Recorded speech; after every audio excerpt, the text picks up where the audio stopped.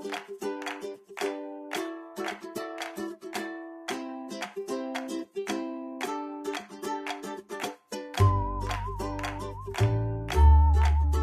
are well into winter now, and there are certain hazards that can't be ignored. Dogs and cats do have some protection from the cold. However, there are hazards that we need to think about if we let our pets out during this cold weather. Toes and ears of pets are especially susceptible to frostbite, just like ours. Cats' ears are so delicate and have such thin hair that they're very susceptible to freezing. Cats outdoors for long periods of time in winter without adequate shelter often end up with frostbitten or even frozen ears. Their feet are also vulnerable, especially when there's a covering of snow or ice on the ground. While looking for shelter, your cat may cut her feet on ice or suffer from drying and cracked pads from the ice melt. Because there's no leash law for cats in Omaha, many people let their cats out no matter the temps. We'd love to see all cats either indoors or with access to warm shelter. Definitely, all pets should be inside when the temperature dips below 20 degrees. Other hazards this time of year include leaked antifreeze. It tastes sweet, but it's deadly for pets. With a blanket of snow, many hazards are camouflaged, so cats can find themselves falling into holes or through surfaces that appear to be solid but really aren't. After outdoor jaunts, wipe off pets' paws. Ice-melting chemicals can burn their feet, and if licked off, can cause serious gastro interruption. Icy buildup on the hair between the pads can also cause frostbite and irritation to toes. And finally, before starting up your car, slap the hood to alert any neighborhood cats that may have curled up in your engine for warmth overnight. The easiest way to keep everyone safe in winter weather is to stay inside. So grab a piece of paper, crumple it up, and play a few indoor games with Ferb here. For The Dish, I'm Pam Weiss.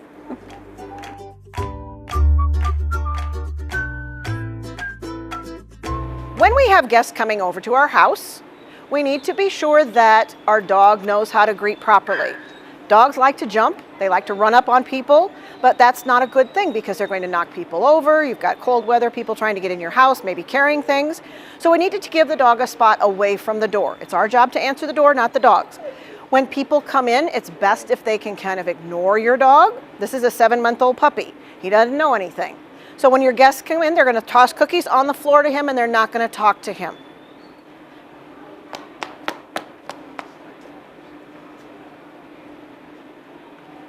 And if they ignore him, it's going to be way better. You can put the leash in your hand, but ultimately it would be even better if you just stuck it under your foot. You can reward your dog for good behavior.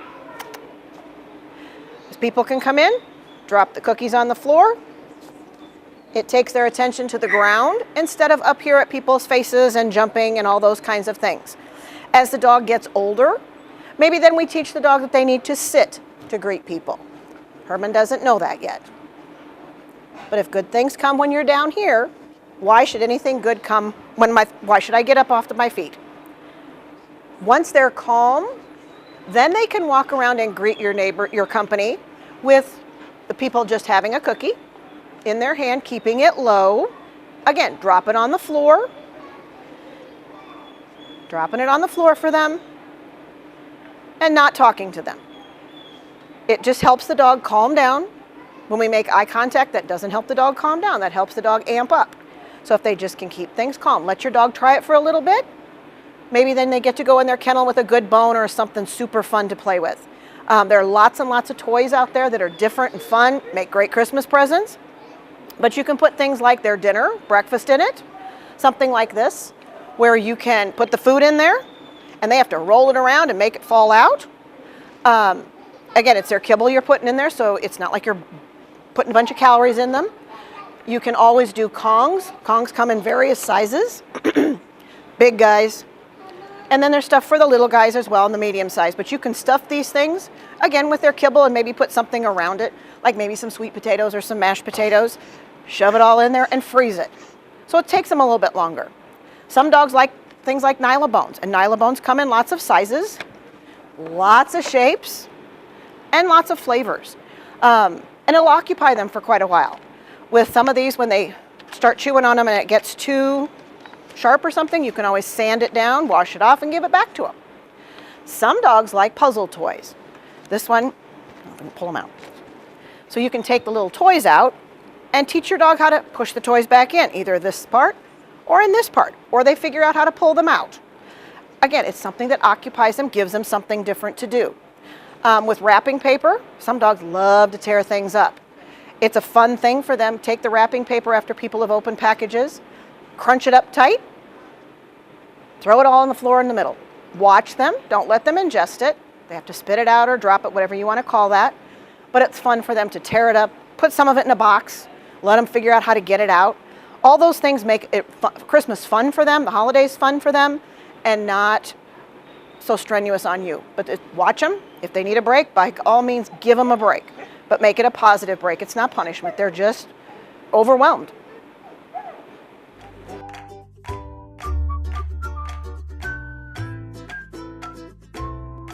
I love to run, but I can't walk a straight line. It's because of my brain. It's been damaged. My previous owner left me unconscious. I still don't know what I did to make her so angry that night. Amazing people found me and gently nursed me back to health. They gave me my second chance. I once overheard a child ask if I'd walk straight again when I got to heaven. Maybe, but right now, I'm enjoying my little piece of heaven on earth. I couldn't remember what it meant to fetch, or to shake, or even to run. All I could do was lie down, held captive by my own matted fur, neglected, broken. Incredible people removed the filth and repaired my crippled body. They helped me look and feel and trust like a dog again. I remember someone whispering, "We'll make it better." And after years of abuse, love did just that.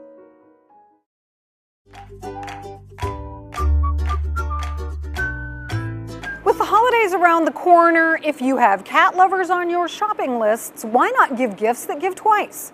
Kitty Supplies will make the cat lover happy and the cat ecstatic. So what does a cat want? Well, has he done a little claw sharpening on friends or furniture? There are all sorts of scratchers available in all different materials to make even the discerning cat happy. Don't know? Try an inexpensive cardboard scratcher. Maybe add a little catnip. If the kitty is crazy for catnip, there are all sorts of toys that come with catnip refills. The Kong Kickaroo is a favorite. It provides needed hug and back leg kick action with the durability of Kong. And speaking of durable, if your cat is a master surgeon, able to rip apart toys in a matter of minutes, yes, not just dogs do that, you might try Durables. They're made out of tough but still soft material without vulnerable dangling strings. If Kitty is interactive and loves to chase, these peacock feathers are a beautiful and natural toy that flit in front of your kitty friend. If Kitty loves to follow your friend, why not give them that year-round? Made for Kitty harnesses with bungee leashes are a great way to let him see the great outdoors without letting him roam the neighborhood unprotected. Finally, we know that not all cats love their collars, but Safe Kitty breakaway collars are easily sized and come in cool colors and patterns. They move with your cat, are lightweight, and break away easily, so they're great for those divas who don't want to feel leashed up. All of these items are available at the NHS Animal Outfitters store on the NHS campus, and every penny benefits animals right here at the shelter. So your gift gives 3 times: your pet lover, his pet, and to the homeless animals. Now that's big bang for your buck. For the Nebraska Humane Society and The Dish, I'm Pam Weiss.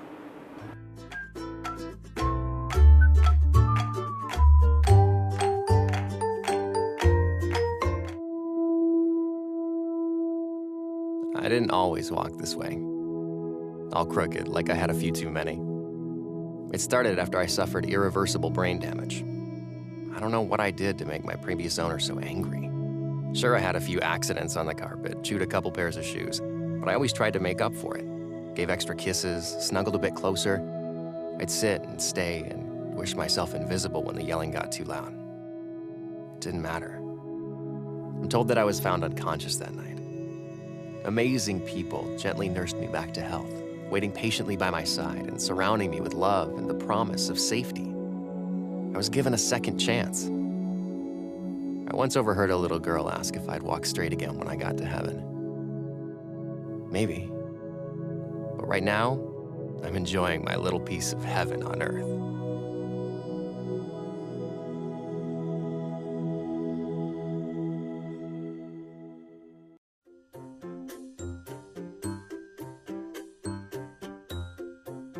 Well, December is really the giving season for a lot of nonprofits, and so we thought it would be fun to bring our new head of development on to talk a little bit about why it's such a big season for us and what it means for the animals when you give during the month of December. So Kathy Rome is here. She is our new Vice President of Development.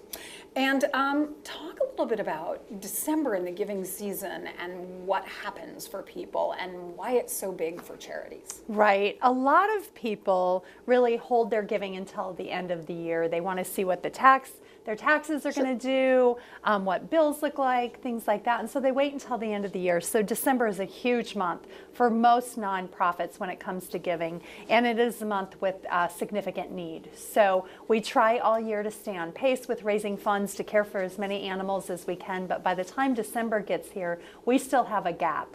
And so we still need significant help and significant support from the community to help us reach our goals and care for our animals. Is it something about the season people might be a little bit more willing to open up their pocketbooks? Oh, too? absolutely. And you see that we start seeing that just before Thanksgiving typically, because people get in the holiday spirit. Sure. Thanksgiving is a special one because it is that giving thanks for what we have and what we're so fortunate to be able to give to others. And then we see that just funnel through into December, into the holiday spirit. So I think with it being the holidays, people want to give more. And why wouldn't you want to give to a little furry friend? Absolutely. I know. If you don't get one, I always tell people if you can't adopt, one of the next best things that you can do is to help another person or to donate to the animals that are waiting for their forever homes. Right. If people are looking for charities to give to, what are some tips on picking who to give to and who is safe, maybe?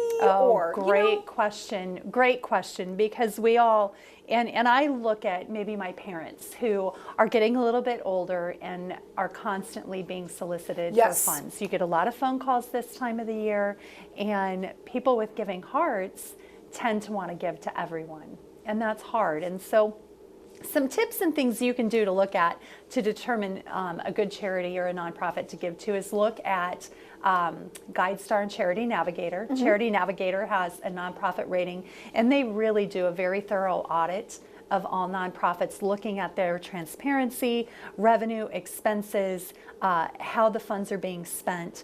And one thing I always look at, not only on my side as a development professional, but also when I give personally, is I look at that percentage of funds that get spent towards administrative costs versus direct program services and support. And so the lower that number, the better. If you find a nonprofit that has a 10% administrative cost, fantastic. Yes. Keep it below 20, about 20 to 22%. If you keep it below there, that's always kind of a good litmus test. That's what I look towards. If people are looking at giving and wanting to give to the end of the year, or wanting to give for the end of the year, is this year a good year? I mean, I don't even know if you know or not. Tax-wise, are people still getting a little bit of a break for what they're giving? So we all know the tax code changed, and there were a lot of adjustments that were made. And so the standard deductions went up, making it a little bit more difficult for people to itemize. So what I've seen in the field is people might give significantly more 1 year, and that might be a 2-year gift, so that they can itemize more frequently versus taking the standard deduction. Oh, wow. Okay. So I am seeing that people are still, especially in Omaha in our community, incredibly generous and incredibly philanthropic. So that continues to come. Most people, there are folks who do it for that tax break, but they still give from their heart. If people are looking to give to animals at the Nebraska Humane Society, what are the ways they can give? There are many ways to give to support the work we do here at the shelter. You can always send in a contribution, cash check. We do stock transfers, all of those types of things. You can give online as well. We also need items, materials. A lot of folks, as they're cleaning out their closets at the end of the year and wanting to kind of make room for new things, blankets, towels, toys, crates, things like that that we can use with the animals, or we can sell at our gift shop on our secondhand rate to help folks who are adopting new pets here as well.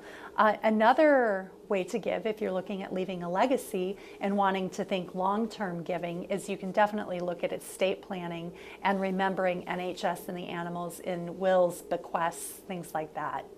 I get questions all the time about, well, how much goes to the animals? And I want to say, it's all about the animals here at NHS. It all stays right here locally. It does. 100% stays here locally in our community. We have over 24,000 animals, as you know, Pam, very well, and we've talked about that a lot, that come through our doors every year, and so the need is significant. We try to operate as thrifty and as fiscally responsible as we possibly can so that every dollar goes back to helping those animals and care for them.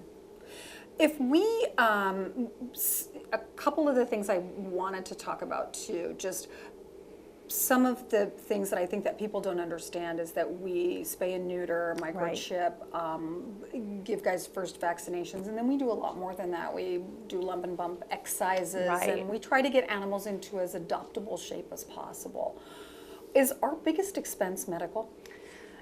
It certainly ranks right up there. Yeah. Right. We have our 5 veterinarians on staff. We have vet techs and assistants. Thank goodness we have volunteers who come in and help as well. That helps keep those costs down. But you think about the cost of an x-ray machine. That's incredible. We have one. And this year, unfortunately, it broke. Yeah. And so we were having, to send animals out to some of our good friends in the veterinarian world here in town to help us during the interim until we could have that replaced. So the cost of exams, procedures, the equipment to care for our animals is very high. And so it definitely is up there on need. So that's something, if people want to give, can they designate their gift to a certain, like I want to give to medical, or I want to give to adoptions, I don't know, or I want to help the behavior department out and give to that group. Can people designate their gifts the way they want it to go? Yeah, you certainly can designate, and we honor every donor's wishes to spend those funds where we want to. I will say, though, being in the development field for 25 plus years, that the most important dollars are ones that donors give to us that are undesignated, because those allow us to really analyze our programs, analyze our needs, and then funnel the funds where we need them most. And so we might have an animal medical budget and we've raised all of the funds to meet that, but a big emergency comes up. And then it falls outside of that. Having those unrestricted funds to be able to designate to other areas is vital. That is definitely something that it helps us fill the holes, make sure everything's covered. Right, but if kitties are near and dear to your heart and you want to support our little feline friends, then absolutely you can designate, and we honor all of those wishes. All right, well, thanks so much. It's been really enlightening talking, and have a great holiday season, Kath. Thanks, you too. All right. For The Dish, Kathy Rome and Pam Weiss.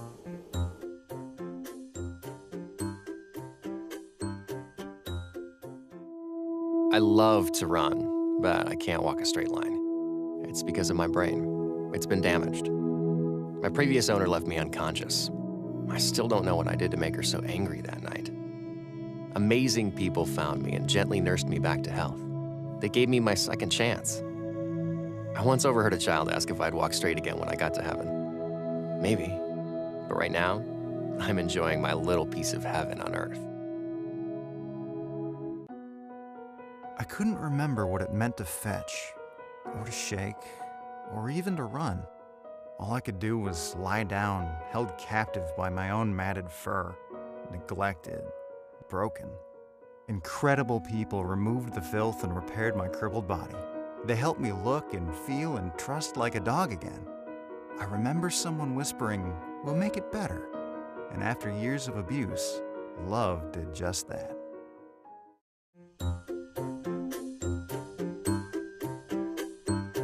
So this is Royal.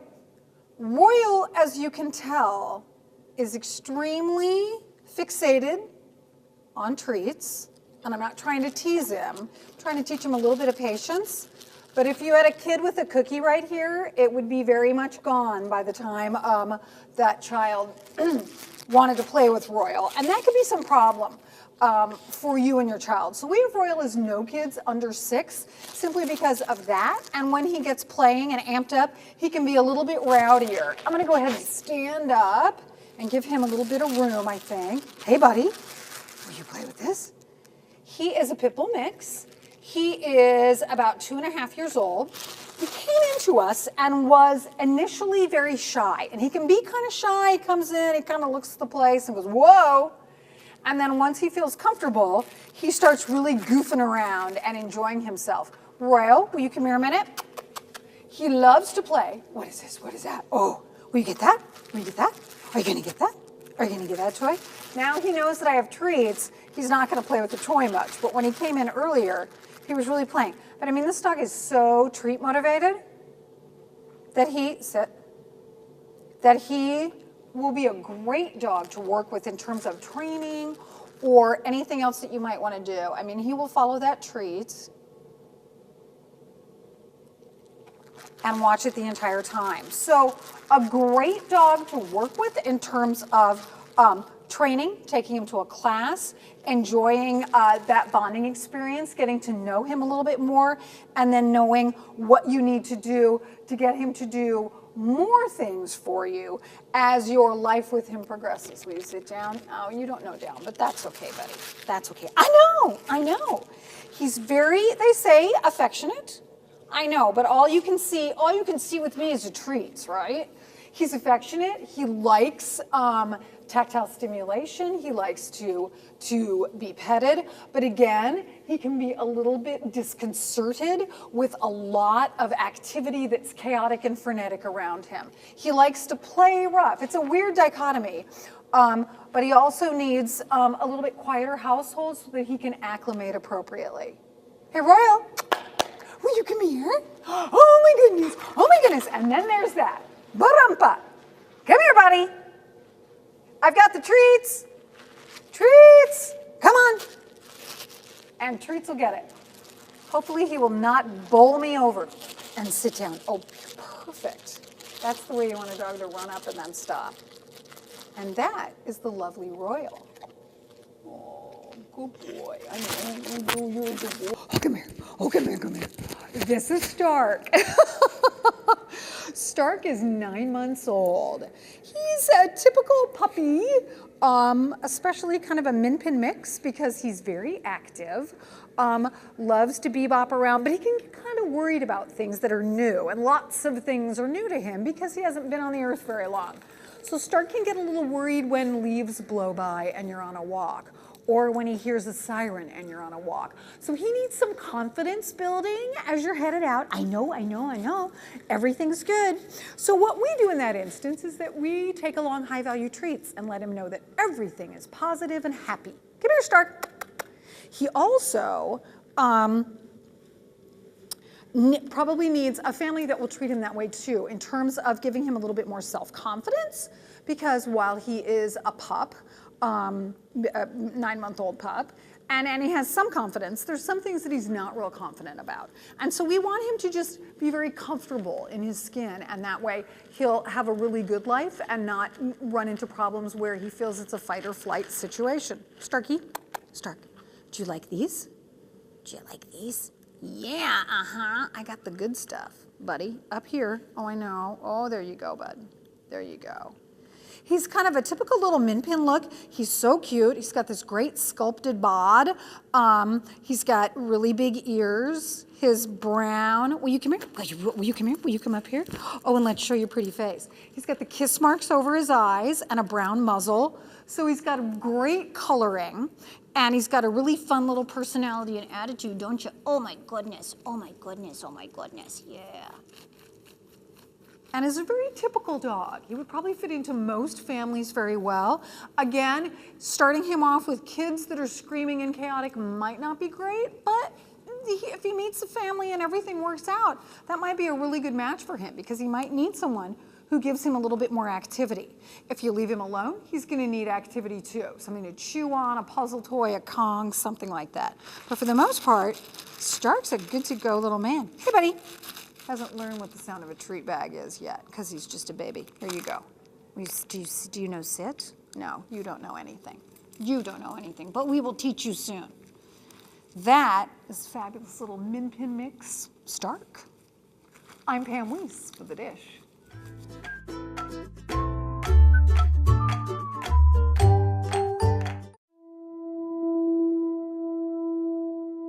I didn't always walk this way, all crooked, like I had a few too many. It started after I suffered irreversible brain damage. I don't know what I did to make my previous owner so angry. Sure, I had a few accidents on the carpet, chewed a couple pairs of shoes, but I always tried to make up for it. Gave extra kisses, snuggled a bit closer. I'd sit and stay and wish myself invisible when the yelling got too loud. It didn't matter. I'm told that I was found unconscious that night. Amazing people gently nursed me back to health, waiting patiently by my side and surrounding me with love and the promise of safety. I was given a second chance. I once overheard a little girl ask if I'd walk straight again when I got to heaven. Maybe. But right now, I'm enjoying my little piece of heaven on earth.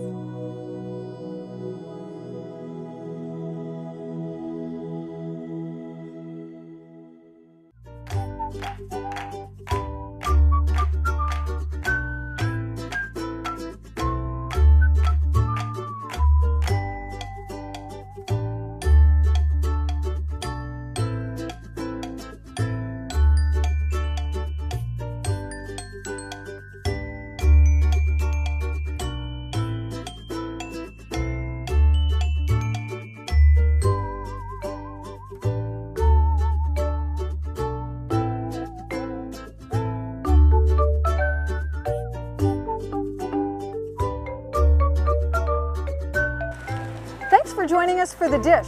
We'll have a new show once every 2 weeks that'll bring you more training tips and pet health tips, information about events that are going on at the shelter, and things that you as a pet owner can use. So for now, goodbye, but thanks for joining us and have a great week.